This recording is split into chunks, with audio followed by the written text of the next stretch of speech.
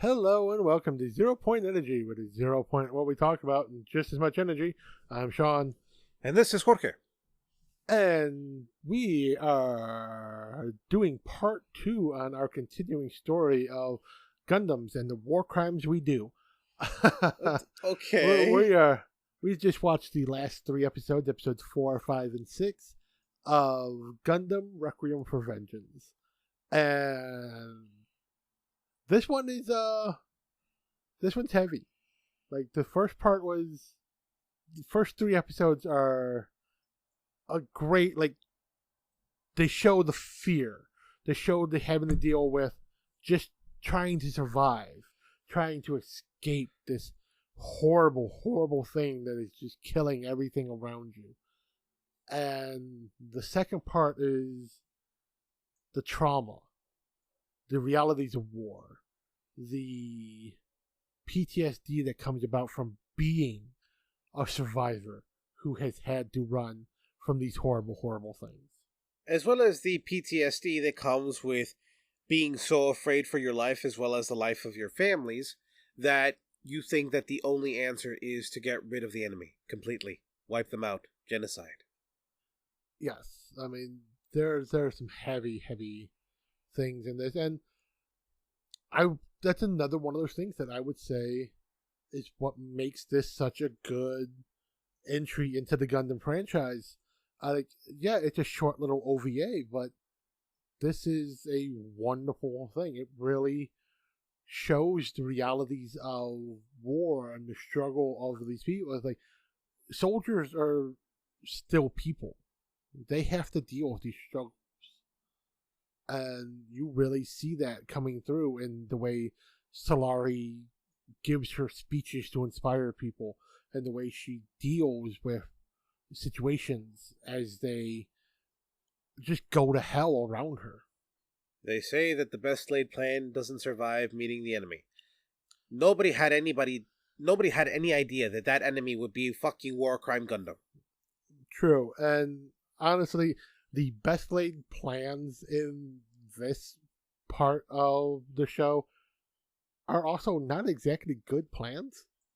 I mean, you're right, but at the same time they didn't have a choice. I mean, I know, but like the best plan that they have, like I said, we ended part 1 with that fade to black of the Gundam and a GM charging at the junkyard to start this fight. We fade from black, come into the thing with the Gundam and the GM at full sprint, just charging across this hill. And the 2 Jungzaku that were built by the junkyard, piloted by Solari and LaShawn, just they square off. They go toe to toe. And it is just this all out. The first few fights that we saw were desperate attempts to hold them off, but with the thought of we might be able to win this. This fight is 100% again, it's desperate, but it's desperate in a different way. This is not a we can win this fight. This is a we need to buy time so less people die fight. they literally don't even fight the same. They don't. How is it called? They don't go charging in like the Gundam and the GM.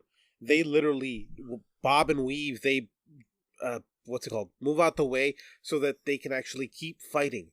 Yeah, this is parry, defend, not attack and press. Like they are not trying to win here. They are just trying to stall these mobile suits so that they can't get to the people, so that they can't get to the trucks, so that they can't get inside the base. They need this base. They need to hold this line. The thing is, LaShawn is a little too into his emotions and then lets them take control of him. He disobeys a direct order from Solari and then starts chasing the GM that's been decently hurt and is trying to get away. LaShawn won't let it do it because he's angry as fuck. You killed my family. His squad, but you get the idea. Yeah. and that leaves Solari alone, having to deal with the Gundam. And the Gundam is kicking her ass. Like, she's doing her best she can. And we're seeing all the little tricks and gimmicks that they incorporated into these Zaku's. Because, of her, after she told the mechanics of what she needs to be able to fight. So, she has the leg-mounted rocket launchers that Zaku's often have, but instead of having it be halfway up the calf, she's got it all the way down at the ankle so that she can kick out to give the rockets a little extra oomph instead of just bracing her leg and letting them fire. She's got one of the hand-mounted grenade launchers that the Goofs carry strapped to the back of her hand instead of hidden under a shield, just so she can throw punches while shooting grenades. She's got anti-personnel grenades loaded into these grenade launchers, just so she can create a makeshift chaff wall to deflect the beam weapons. Like, she is desperately fighting to do everything possible to just keep ground between the Gundam and the base.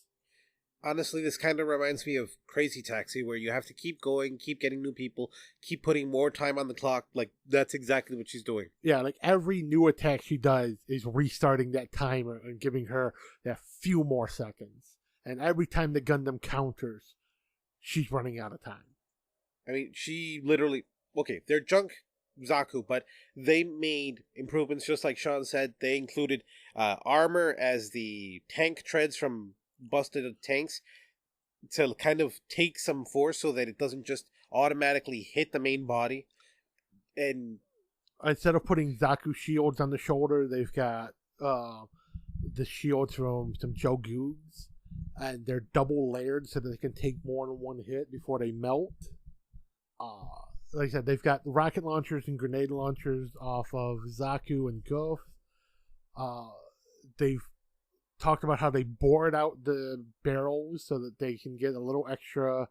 They can fire higher caliber rounds. So they're firing the regular shoulder-mounted tank rounds out of the machine guns. And you can even see the porting that they drilled into their barrels so they can cool off a little bit faster.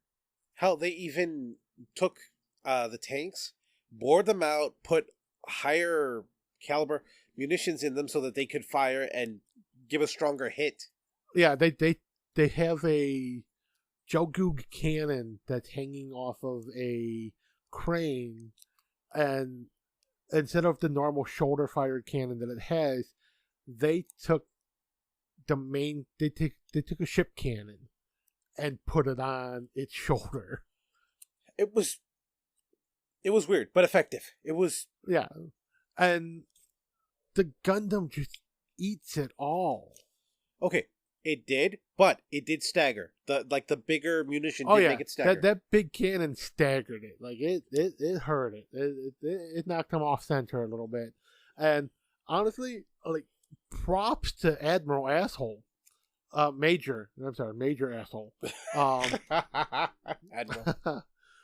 Because he has his little badass moment of redemption here where, as much as he's against this fight, he jumps in the controls of the crane to help aim this cannon that's attached to this half a mobile suit, because he knows how to pilot the crane. He can get it in position without someone constantly calling, move it 2 degrees, move it 5 degrees. He can just point and, all right, go. He only gets off one shot, but that one shot probably saved lives because it staggered the Gundam. It at least saved the life of Solari, because the Gundam was about to... And then you have the pathetic attempt, but technically it's effective, where the Major is basically like, the Gundam destroys that half mobile suit. So the Major climbs out of it, and he is literally yelling at the Gundam to not fire, because the Gundam at this point is not using his beam rifle. He's got one of Grandpa's super bazookas. Yeah. And he's ready to fire one of these rockets just point blank into this hangar.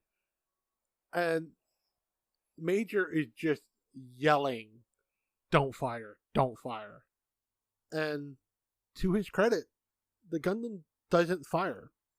Now, realistically, the reason he doesn't fire is that he sees the GM shooting wildly into the air in its attempt to hold off LaShawn as it's being chased through the woods. So he decides to go and help his comrade, but still, the balls on this man to just scream at something with holding a bazooka that is equivalent to a 300mm cannon. Okay, yes, but at the same time, I'm thinking more along the lines, because yes, he still stood, he didn't cry, he wasn't he wasn't desperate, but not like peeing his pants desperate, you know what I mean? I know, but I could just imagine, and realistically, to yell at this thing, to keep that straight face of, "Don't fire!" No, that's what, and to see it turn and walk away after not firing, the relief, just absolute bow release, just the holy fuck, I made it not shoot me. Good thing I'm wearing my brown pants.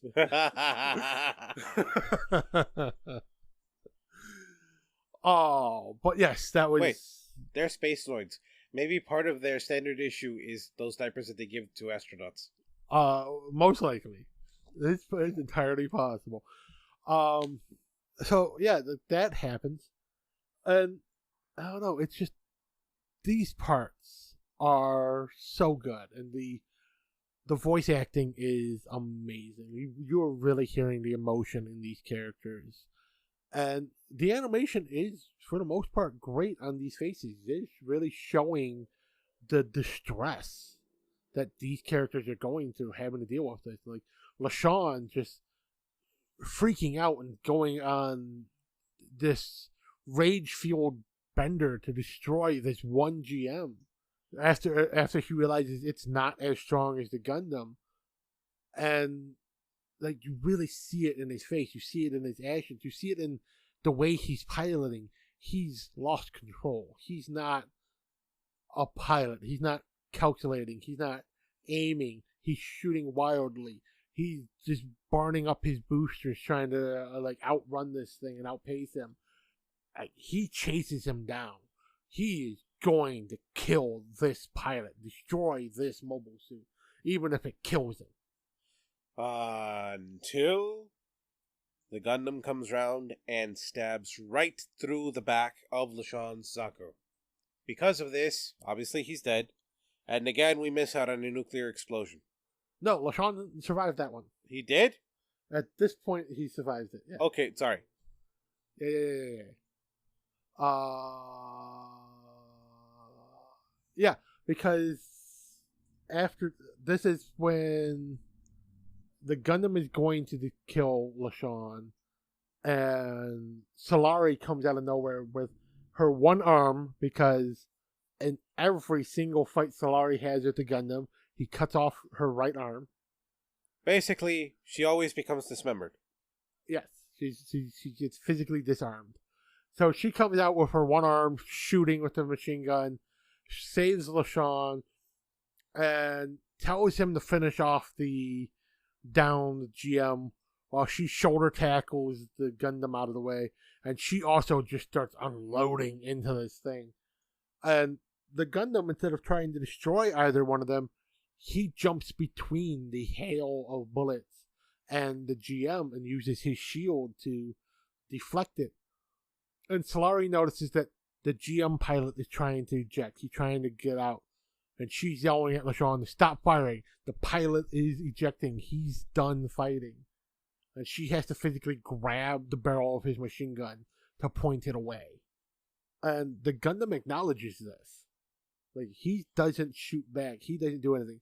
He scoops up the pilot and boosts out of there. And upon returning to base, you would assume that Solari and LaShawn would be hailed as heroes. Because, while, yes, people still died in this battle, it could have been a fuck ton worse. Yeah, them drawing the mobile suits away from the base saved lives. But instead of being appreciative of their efforts, Major Frenchy Douche decides they need to be court-martialed and arrested. And it's only at the last moment that we get a cameo from one of the greatest swarmy assholes of Gundam 8th MS team, General Killern.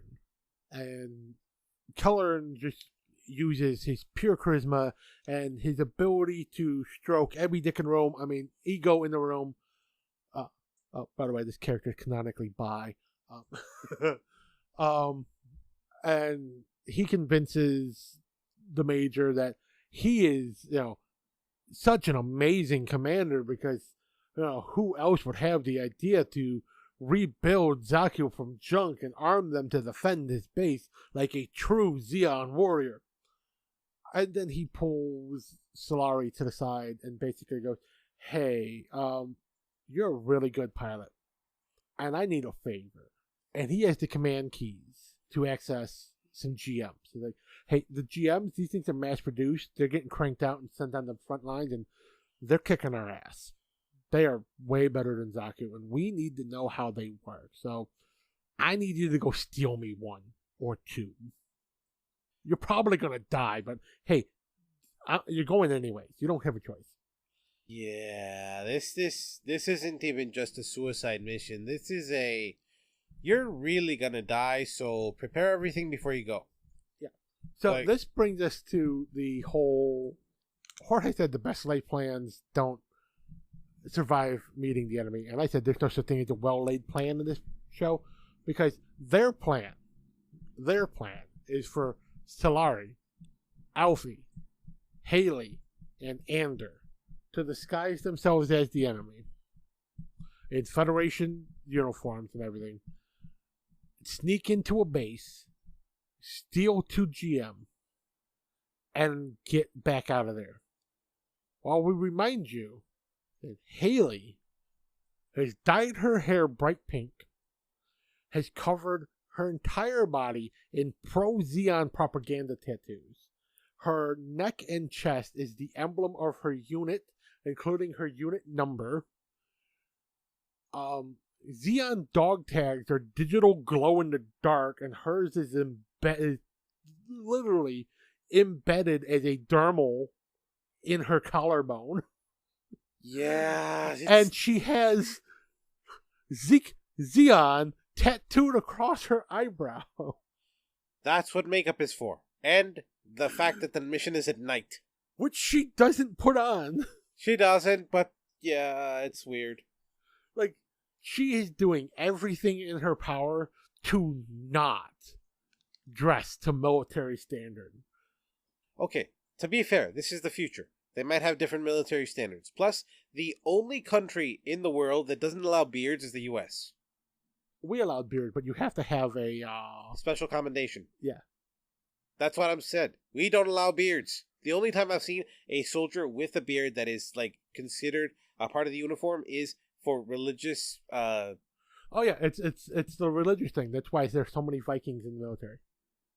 Okay, then. Yeah, no, literally, there's, so many people claim Vikings just so they can have beard. Wow, okay.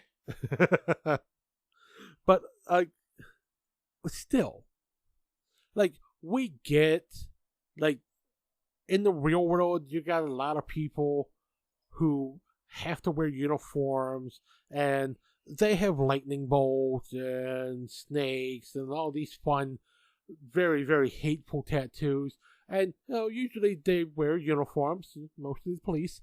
I'm not saying it's not true, just But usually they can at least cover them with their uniform. I don't think you would ever promote a police officer to any rank if he tattooed "Sikal, are right above his eyebrow. True. But Haley, he basically has the equivalent to that tattooed on hers. And she's going to sneak into a Federation base. She could say that she's what is it called? A hipster. It's ironic. Yes. Ironically, she joined the military, and for the last year, she had this tattoo put on her face while she's not supporting the Zeon. Exactly. Yeah. So that makes absolute sense. It would have made sense 10 years ago. It might have. Yeah. So, other than that flaw in this wonderful plan, the next glaring flaw is the fact that this is a route that has to go through friendly territory and hostile territory. So, they hijack a Federation convoy, steal their truck, steal their uniforms, and have to drive down this highway to this Federation base. A highway that is controlled by Zeon. And then they were shot at by friendlies. Because nobody told the other friendlies, hey, just for one night, don't shoot at any of the patrols on the road. Just let them pass. I mean, yeah, that would have raised some questions, but it's the night before a major offensive. Because this is the night before the attack on Odessa. The attack on Odessa is happening simultaneously as this raid to go steal a couple of GMs. And really, I don't think anybody would question the whole, hey, you know what, just for tonight, we need to focus on the shit we're doing. Leave the little scouts alone. They're nowhere near the front line. Who fucking cares? I mean, they love killing fetties. They do. They do love killing fetties. But, hello, doggy. Bruh. Be quiet. That might be Holly finally coming home. So, yeah, they have to successfully dodge being shot down by Tuzaku while driving this truck down this highway. So, this is one of the things that goes to show that while the Goof custom is a elite mobile suit, if you don't put ace pilots at the controls of this elite mobile suit, it is just as big a piece of shit as a Zaku. Because this truck is driving in a straight line down a highway. There is nothing in its way. These are two Goof with Gatling gun shooting at it. And they miss. Yes, they miss. So at the same time, it's like, no wonder you fucking lost the war. No, like, I mean, okay. They were winning the war, but... Okay, yes, but at the same time, like, even just watching original Gundam and shit, the Zeon we saw were not elite, but at the same time, they were good at their fighting, okay? These guys looked fucking inept. I mean, they're good at their fighting, but it literally goes to show that just because you put a high-performance suit, you give a high-performance suit to a pilot, that doesn't mean that pilot knows how to use it. Okay, yes. Fine, I'll give you that. But at the same time, the way they were walking, it didn't look like they were straight. It looked like they were wobbling on their feet. A little bit. But I think it's just the counterbalance of the way the Goof is, because all the weight is on that one arm, because you've got the shield, you've got the rocket launcher that's on the back of the knuckles, you've got the sword attached to the shield, and you've got the Gatling gun that's attached to the bottom of the shield. So this entire mobile suit is just dumbly heavy on its left side. Like, gotcha. Okay. Take one of those fucking weapons and hold it in your other goddamn hand. Yeah. I mean, it is a good way to put it together, but it's not... It is, but that is why I have, like, customized some of my models of Goofs, where I have literally cut apart the chain gun so that I can flip the handle around so that they can carry it on their right hand. Really? While still holding the shield in their left. Okay. Because all the weight's on one fucking side. Or, like, if they're holding their shield up to block, they don't have a weapon. All the weapons are attached to the shield. True. Yeah. Like, you wonder why you were winning the war, but then you lost as soon as the Federation started fielding mobile suits. You know why? Because the Federation gave them a gun. And then they're like, hey, you know what would be really effective? We're just going to take a big old chunk of fucking metal and put a handhold on it. And here, you can hold this in front of your cockpit while you point the gun at the enemy. So now you have protection. Okay, yeah. And that's it. That's the whole purpose of the shield. For them to plant and hold it at a weird angle across the chest, across the cockpit, whilst they can still shoot. That's why the Grandpa Gundam is the only shield that has the eye holes in it, so he can plant it in front of him and look across. And the GM shield is just a slab of metal. Okay, yeah, but at the same time, I've never seen a GM be so effective, except for this show. Before they looked... Well, the GM were super effective in the various big battles that they've been in, but like one-on-one, GM suck. Like, it's basically the Sherman tank of the Gundam world. We created a shitload of them. The best tactic to do is just overwhelm the enemy. Like, a one-on-one, a Sherman versus a Panzer wins. But that wasn't the tactic. We didn't one-on-one it. We would send fucking 5 of those fuckers after it, surround it, and, oh, whoop, it blew up 3 of them. Cool, here's 5 more. Just fucking crank them out, crank them out, crank them out, crank them out. You don't even have to put good pilots in them. You just have to give some dude who knows how to push the pedals in the right order. Good enough. The computer will target the gun for you. You just aim in the right general direction. We're going to send a shitload of you at them. Like, as you see, like, the final battle of Obawaku in original Gundam, and even every movie or other show that references it, you see that there are so many fucking GMs. They are standing on the outside of the ships. They don't have enough room internally in the ships to house how many GMs they were putting on the front line. They would have them in the hangars launching them, and then have 10 more just standing on the hull of the ship, while another ship would just be towing a line of them behind it. That's not very effective. Like, hey, cool, we're going to fight 1,000 soldiers right now. They all have Zakus and Jogugs and Rikdams. They have fighters. They have ships. What are we going to do? Well, we've got about 20 ships. Yeah. And we have 45,000 GM. Do we have pilots for them? Mostly. Because, yeah, they would, the ones that were being towed, they would just kind of whip them out there just to act as shields. Because that's how many they had? They would just drift in a straight line, so it looked like they were just attacking the enemy. God, you gotta be kidding me. No. Or they would have a ball, the little shitty ball they just mounted a cannon to the top of, hiding behind it, pushing it, so it could use the entire GM as a shield and shoot the cannon shoot it over the shoulder of the GM. That's almost as bad as the inflatable, army bases that they made. They were inflatable decoy suits, too, that they would also use. Yeah. Okay, that's just... Oh, that hurts my head. Okay, moving... Back to the story, because fuck me. Yeah. So, yeah, this GM is effective, but this is effective because they've never seen one before.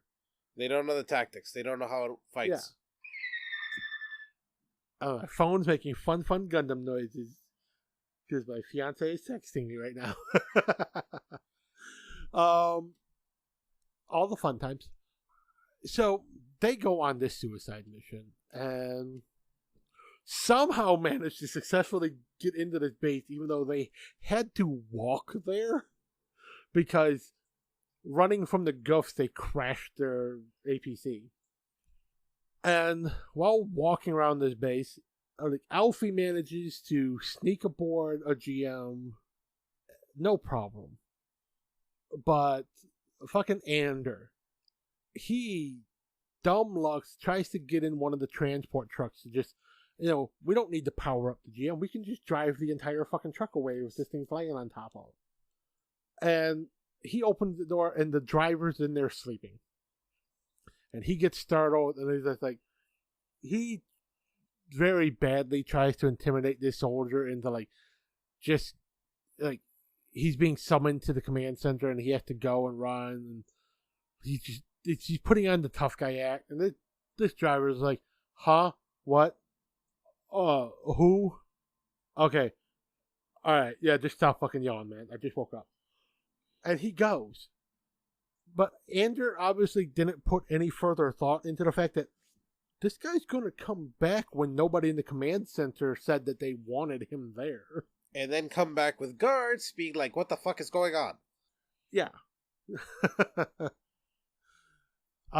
So that triggers the alarm. So they are now no longer secretly stealing these things. So Haley and Solari, they run into this group of pilots and this fucking kid.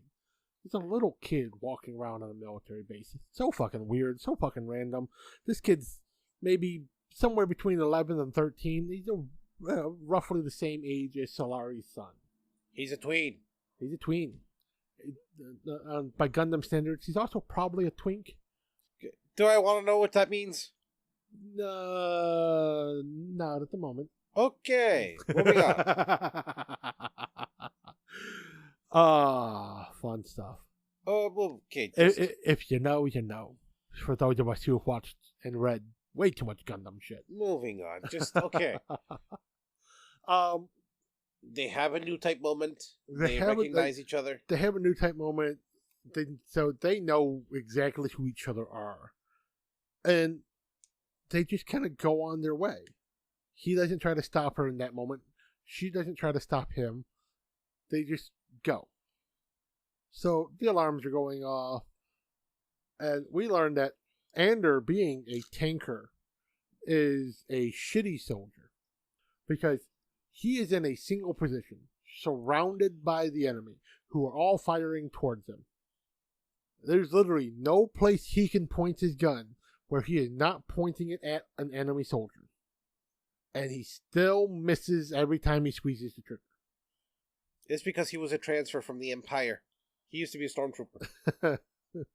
But canonically, stormtroopers have fantastic aim.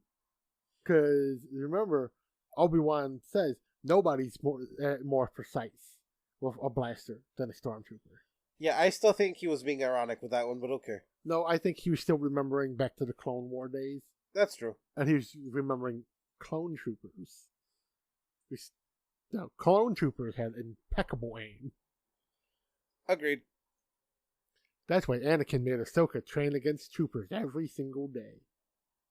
If you can deflect a well-aimed shot, you can deflect a wild shot. If you can dodge a wrench, you can dodge a Gundam.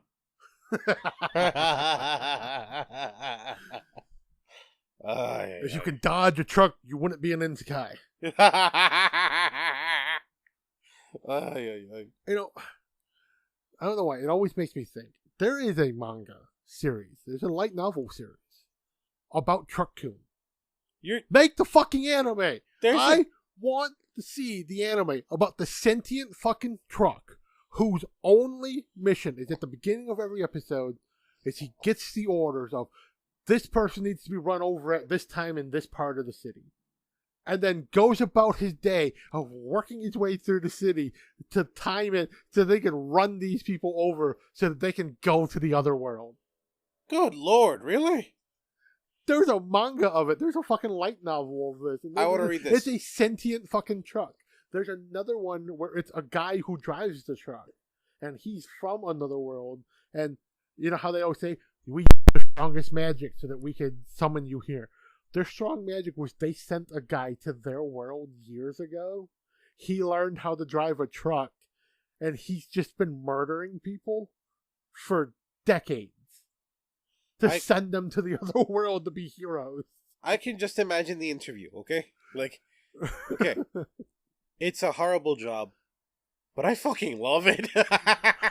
That's a horrible job, but somebody's got to do it. Also, I got to get these radishes to the grocery store by noon, and I got 3 guys to run over along the way. Because he's an actual truck driver. Like, he's got a route. Oh, God, he's got a route.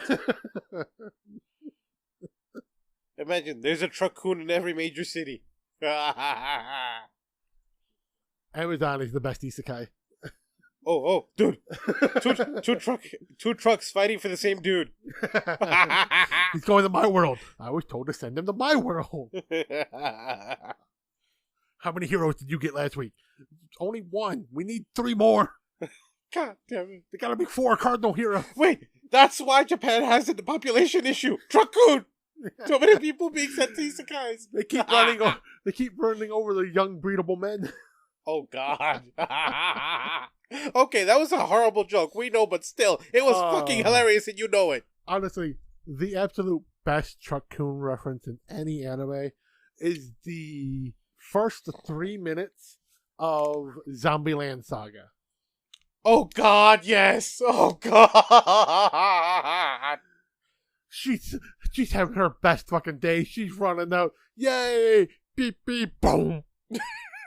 And then the slow motion metal song opening credits. Like, it's the best. It's the best opening to any anime I've ever seen.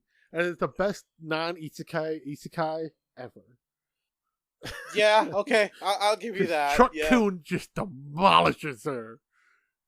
And she doesn't end up in another world. She just wakes up fucking next door. I mean, she's buried in the backyard, but she just wakes up next door. Okay. We need a Gundam isekai. I mean, I guess technically Gundam Build Divers is kind of, sort of. I was going to say Knights and Magic. That's not really Gundam, though. Like, I want a proper entry feels into the Gundam franchise of a Gundam isekai.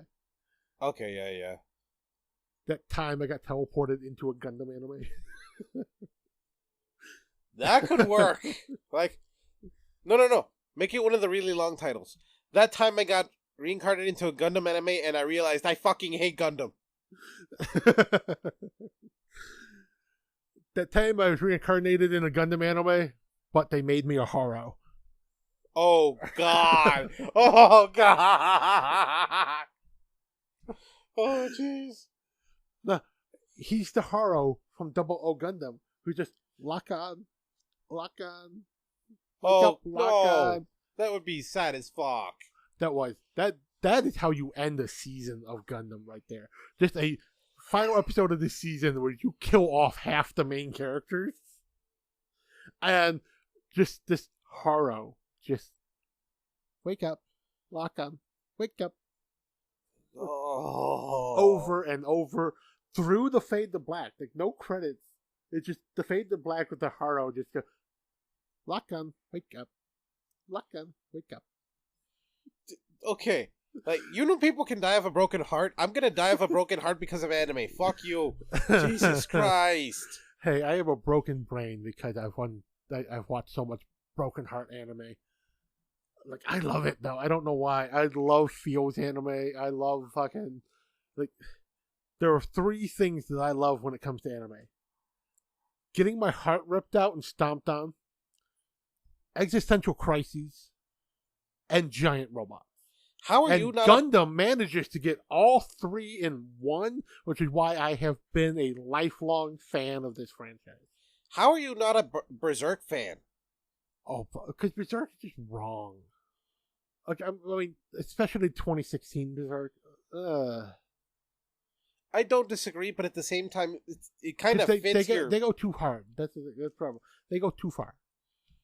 Okay. They go to the point of, it's not heart-wrenching, it's gut-wrenching. And the wrong kind of gut-wrenching. It's not the, oh, I feel that. It's the, I feel that. I'm going to be sick. Like, I can't believe I watched this.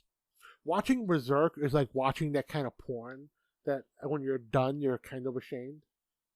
That's how I felt watching every episode of Berserk. Buddy, I'm part Catholic, part Jewish, okay? Every single time I feel like that. No, I mean the strange shit. There's like, I can't believe I watched that. Or more accurately, I can't believe I masturbated to that. You could have just said I fapped or I came to. I can't believe I came because of that.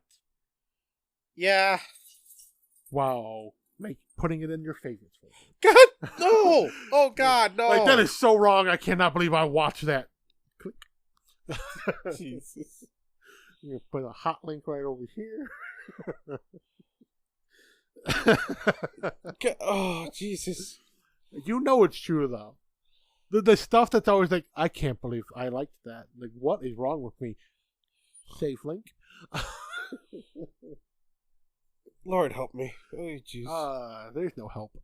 There's no help, you bastard. So we get back to the show. Solari and the kid fighting because Solari manages to steal herself a GM, and she finally is almost a match for the Gundam until she isn't, and he proceeds to beat the ever living shit out of her.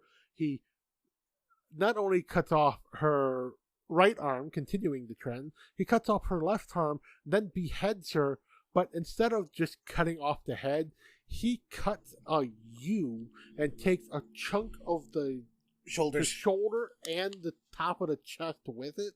It literally, you see the whole little just U shape around the fucking neck. He didn't lop off the neck, he dug the neck out. It's like, okay, we keep calling this guy War Crime Gundam, and then you're like, it's a fucking little kid. How the fuck? Then you remember Amuro. Yeah. Yeah. He's... Or, from the Iron Blooded Orphans, fucking Miki. Oh, God, Miki. Where he's like, do you realize that you just murdered a bunch of people? But they were shooting at me. Like, yeah, but you realize it's wrong to kill people like that, right? But they were shooting at me. Or Orga told me to shoot at them, though. But did you ever think it might be wrong to shoot at them? Like, but they told me to. That's literally what this kid is. He's like, I don't have a choice. I don't want to kill people. But they told me to.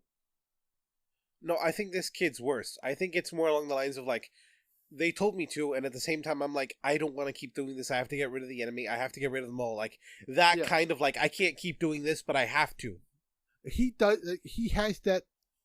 It's the bad rationale, but it's the good rationale at the same time. It's they're going to keep telling me to kill people, and I'm not going to have a choice but to do what they tell me. But if I kill all of them, they can't tell me to kill people anymore. If there's no one for me to kill, they can't make me kill. Yep. And that's the psychosis of new types, which is actually more along the lines of the psychosis you see in later entries into the One Year War franchise, when they start talking about cyber new types, the people who are experimented on and forcibly turned into new types through a mix of hypnosis, chemicals, drugs, and torture. I thought there was some gene manipulation in there, too. There's a little bit of gene manipulation, but that's for, like, the people by the time you get to, like, Char's counterattack. Oh, okay. For, like, during, like, the Amuro time, the 1 year war, just 0079, like, a lot of it is like, hey, you know, if people are exposed to hardship, they become basically psychics, right? Like, yeah. So what if we lock a kid in a room by himself until he's like 15? Or when are you going to lock him in the room? From the day he's born. That's how you get Homelander. And what are you going to do when you lock him in this room? We're going to show him videos of war. Okay? And what else? We're going to tell him that if he doesn't fight, he will die. Okay? And then we're going to simulate his death. And then we're going to tell him if he dies, his parents are going to die. And then we show him videos of his parents dying horribly. Oh, you're going to fake his parents' death? No, we're going to murder them in front of him. Okay, like, it's not too many parallels, but enough. Fuck Homelander. This is how you get, like, suicide bombers. The majority of cyber new types fight till they die, and then they have self-destruct systems inside their mobile suits. Okay, they're exactly like suicide bombers. Jesus. Like, they literally do that kind of, like, ritualized shit. Fuck. Gundam Akbar. Like, okay, you know, there's a line. Like, it's comedy. There's no line. There's not supposed to be. But at the same time, there kind of is. And you just don't see the fuck at all, do you? Haro Akbar. Oh, God, help me. Jesus. Ugh. It's funny, but I still hate you. But it's funny. I know, I still hate you. I mean, we go with Double O Gundam, where there's a character whose name is actually Alleluia. Alleluia. Not Hallelujah, it's Alleluia. Let me guess, they die. Yeah. Well, no, they have a split personality. There's Alleluia and Hallelujah. And one is good, one is horribly evil. And the one that's horribly evil is the one that's the most religious. Because he was absolutely fucking tortured and brainwashed. And they cannot remember their real name. Fuck. And when he switches between personalities, he goes from being pacifist to, I'ma kill it because it's in front of me. Like, yeah, but you're gonna kill the enemy, right? Are you standing in front of me? Yeah. I'ma kill you! Okay, then. Back to this one. So we have this little kid who obviously has some kind of just mental block that's just fucking with him. So he's just killing shit because someone told him to. Yeah. And he's not stopping. Like, people running away, kill it. People shooting back, kill it. People not shooting back, kill it. Civilians, kill it. If it's not in a Gundam, it's not worth defending, so fight it. But since there's only one Gundam in this show, that means kill everything. So that brings us to the retreat. But it also brings us to Solari's dream. Oh, where God. When she escapes her burning GM and dives into the river and is sinking and loses consciousness, she has this dream. This is the first time we've seen her technically sleep throughout this entire thing. And I feel like she intentionally doesn't sleep because she probably has these dreams all the time. But it's her on stage in this beautiful flowing gown. It's crimson red.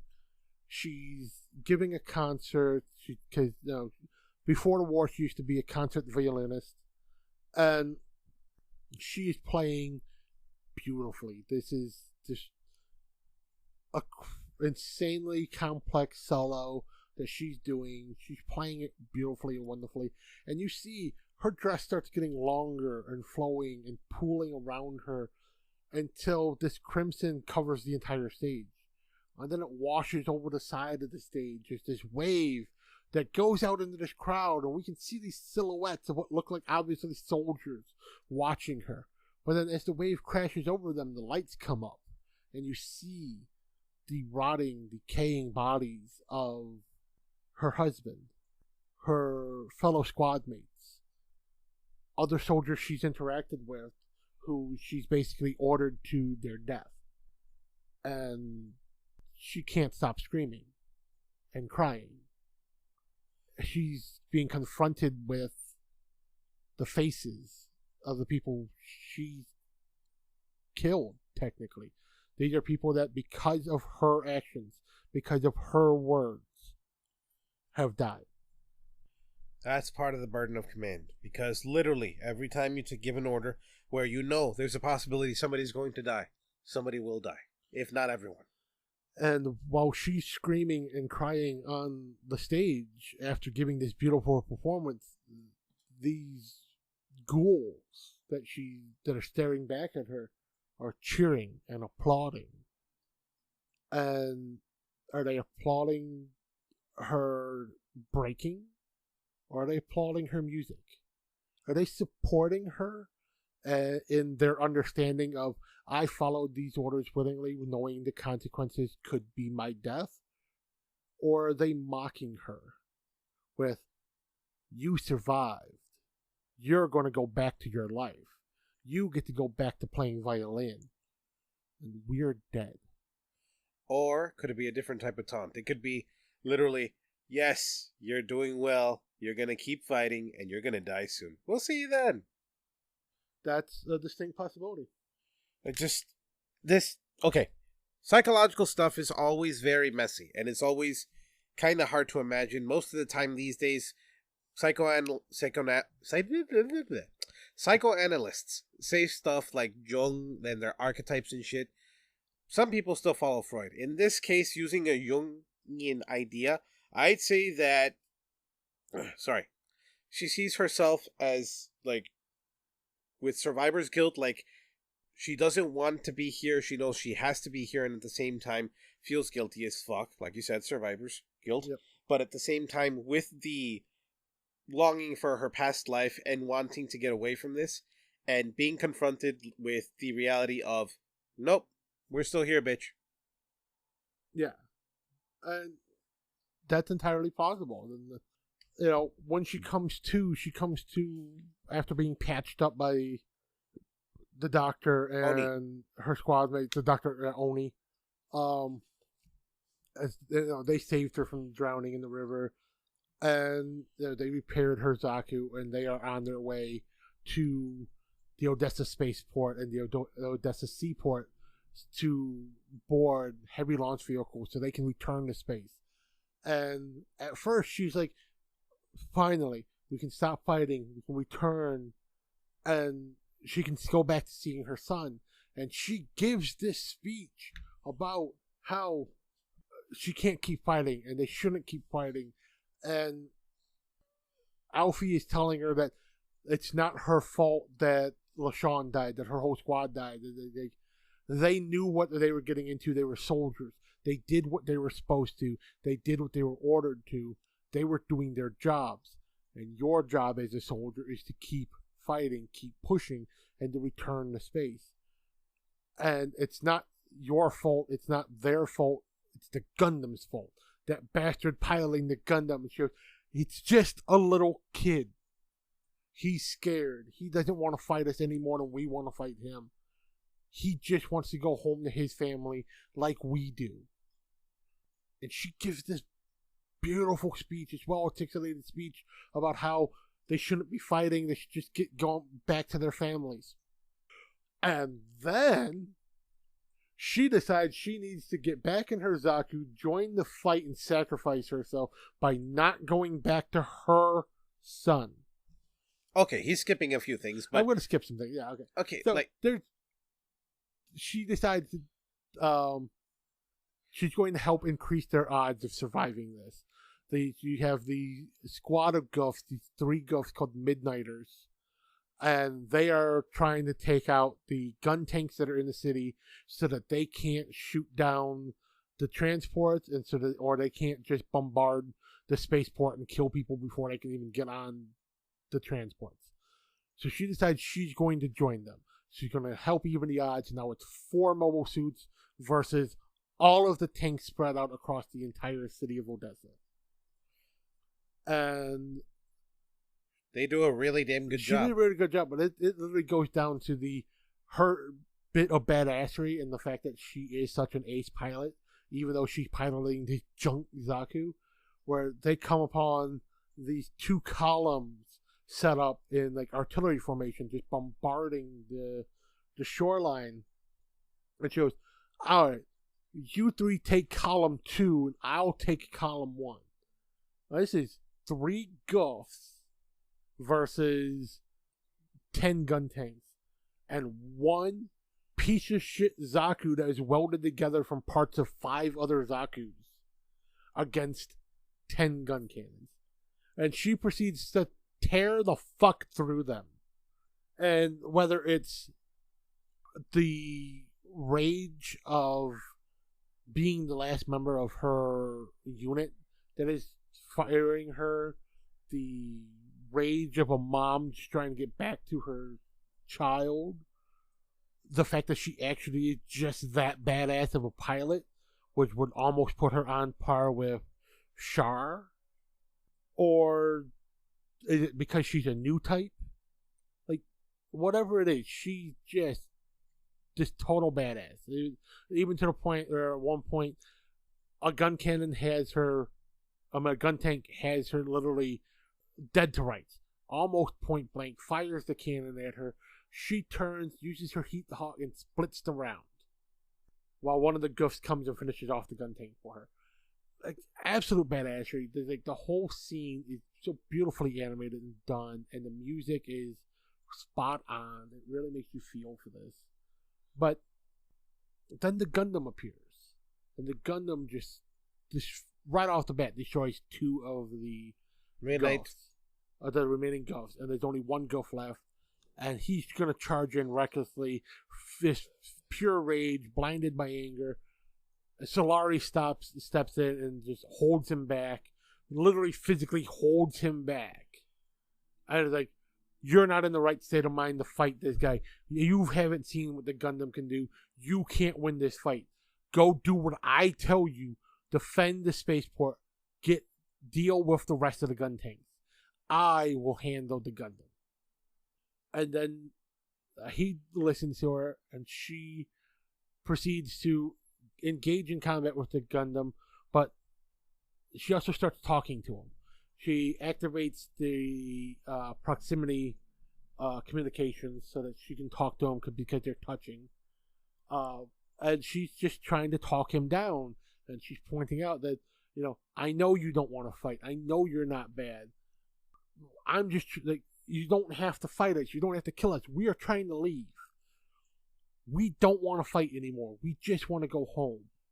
But then the Gundam says, no, you're lying. You're just going to come back with more people and be terrorists again and kill everybody. Like, if I kill all of you, you can't come back. You can't kill more people. Yeah. Like, he's just stuck in this come all mentality. And she's managing to talk him down. Like, he's hesitating in his swings at her. He lets go of his shield. He deactivates his beam saber. He's talking with her.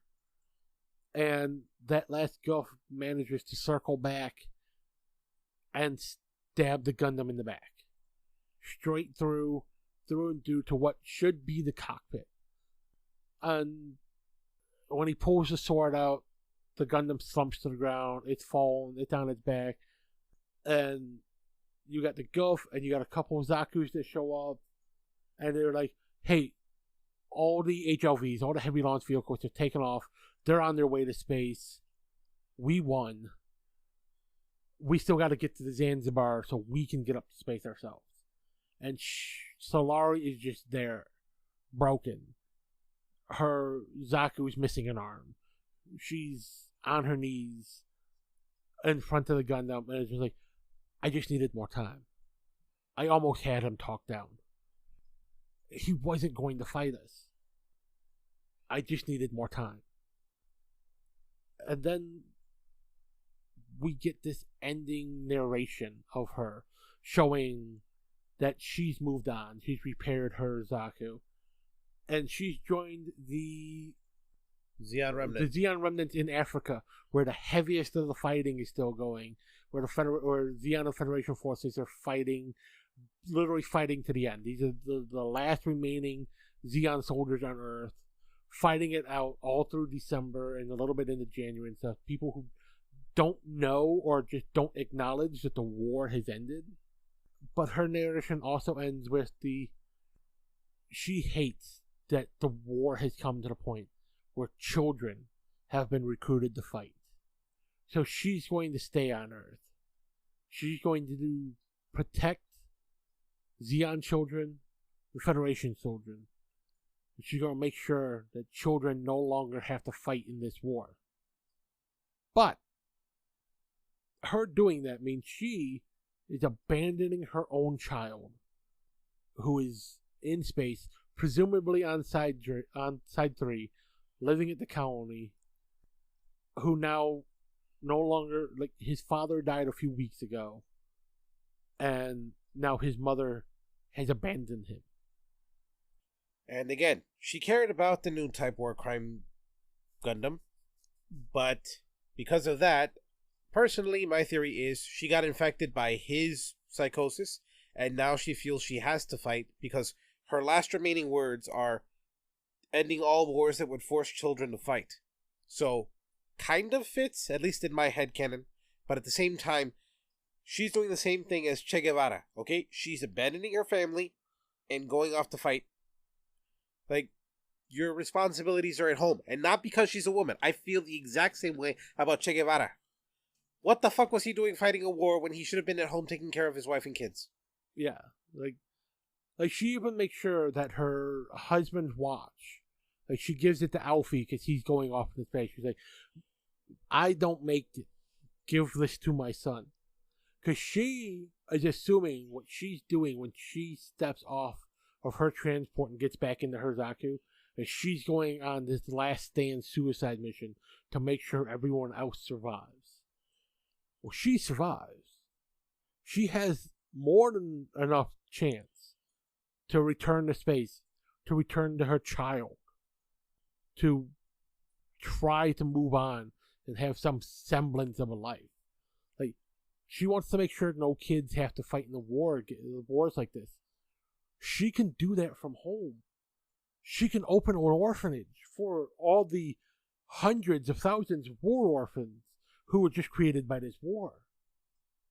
And then it closes but opens into Iron-Blooded Orphans. I mean, basically. I mean, Iron-Blooded Orphans it's a standalone continuity, but like there's so many parallels. There are. It's always war. Always.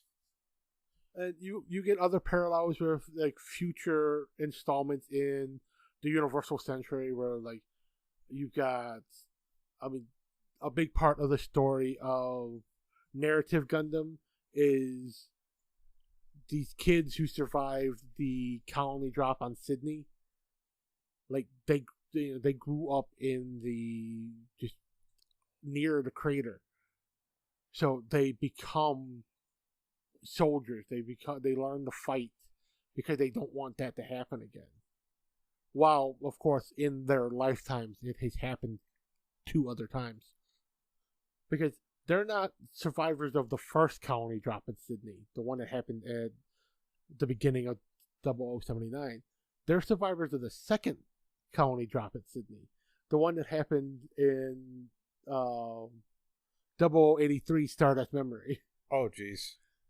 The one where Annabelle Gato dropped a colony on Sydney a second time. Jesus. Because by, I think, Narrative Gundam is in 0090 or 99, something like that. So it's only like 10, 15 years after. Because these guys, they're teenagers. They're like 15, 16 years old. If they're survivors of 0079, they'd be in their 20s by now.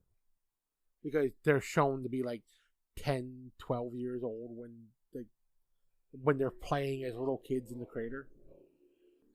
I can't. So, yeah, like, the ending is bullshit. But other than that, this is absolutely worth watching. And I know we've given some spoilers. It happens. This show came out in October 17th of 2024. We're recording this in mid-ish November, so it's been almost a month that this has been out at the time of the recording of this. It's currently one of the highest rating shows on Netflix, so I feel like most of you have probably seen it already, and if you haven't, watch it. This was a Netflix original. It was made specifically for Netflix, so it's going to be hanging around for a while on there. Most things Gundam are currently on Netflix, by the way. All? Not all, but most. Okay. So they got the original Gundam is there. I don't think they have the whole series. That they have the trilogy movies, which are the better version of the story. Right. So you want to watch those. They have Char's Counterattack, which is a phenomenal movie. Definitely watch that. They also have Gundam Seed and Gundam Seed Destiny, which, you know, when those shows first came out, I very much disliked them, but I didn't give them a proper chance when they first came out. When you give them a chance, they're not bad. All I know is just be prepared for your guts to take a pounding, because, like, your heart, your dick, your balls.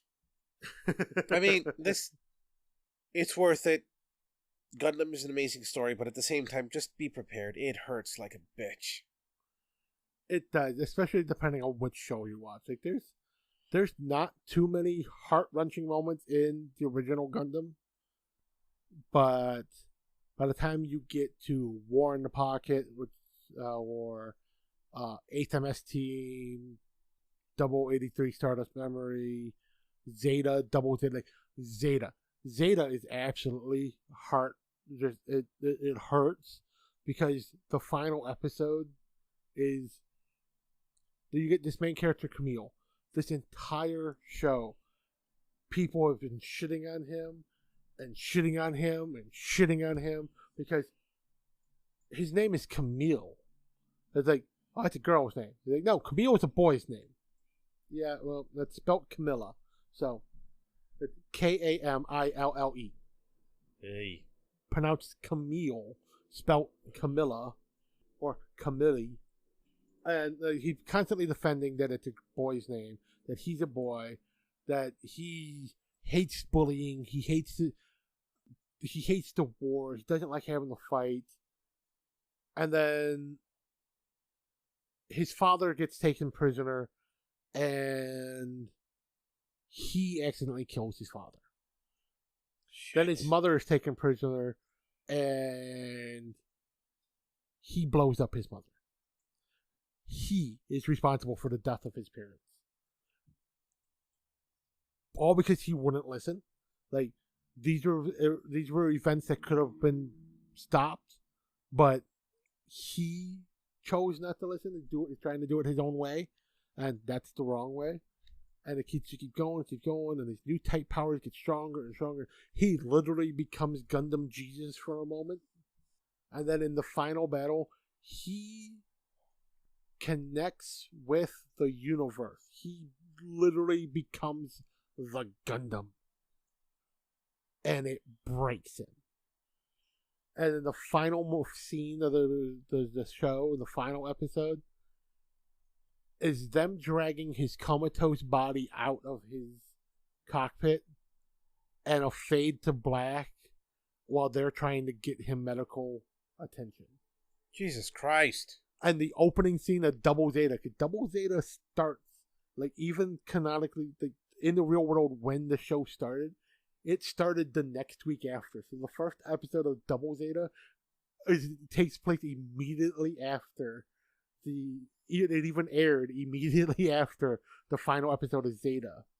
Wow. And it's them taking him to a colony and admitting him to a hospital, which is basically an asylum, because he's fucking crazy.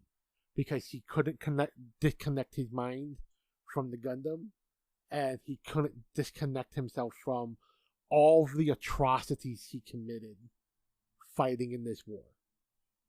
Makes sense. Jesus Christ. It's 86 fucking episodes of just watching the universe shit on this man until it breaks him. And then the next series, it starts with we had to commit him to a hospital because he's fucking insane and we can't care for him on the ship. And then Double Zeta is basically a Saturday morning cartoon. The fuck? Like, it's got comedy and stuff. Like, Camille makes an appearance like halfway through again, and he's basically just giving sage advice and no one knows who he is, but he's like, if you pilot the Gundam just the right way, you could blow up that entire fucking colony. That doesn't sound like Sage so much as insane.